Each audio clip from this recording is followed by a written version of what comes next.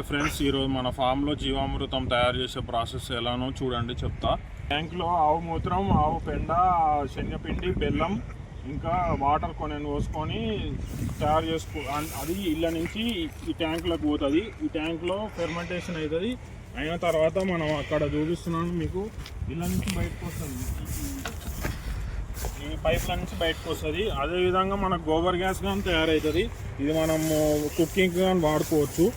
Next ఇది తెలంగాణలో మేమే ఫస్ట్ పెట్టినాము. ఈ ఇంత లార్జ్ స్కేల్లో జీవామృతం తయారు చేసుకోవడానికి ట్యాంకు.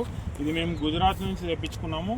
దీని కెపాసిటీ వచ్చేసి 3000 లీటర్ల జీవామృతం తయారు చేసుకోవచ్చు ఒకేసారి.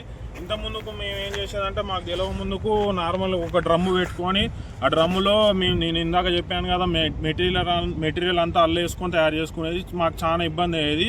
ఇది ఫిల్టరేషన్ చాలా ఇబ్బంది అయ్యేది. ఇదైతే ఏమవుతుందంటే డైరెక్ట్ మనకు వేస్టేజ్ ఇళ్ళ మనం బెల్లం అవి వేసాం కాబట్టి కొంచెం రాళ్ళున్న వేస్టేజ్ అనేది మనకు బయటికి రాదు, ఇళ్ళనే ఉంటుంది.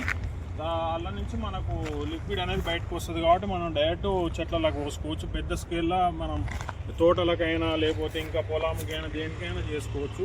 మా ఫామ్లో మేమే ఆవులను పెంచుకుంటామండి. పెంచుకొని దాని పెండ మూత్రం అనేది ఈ డ్రమ్ములలో స్టోరేజ్ చేసుకొని మేము కావాల్సినప్పుడల్లా ఈ డ్రమ్ములో పోసుకొని మేము తయారు చేసుకుంటాం జీవామృతం. Please to subscribe our YouTube channel for more updates on organic farming.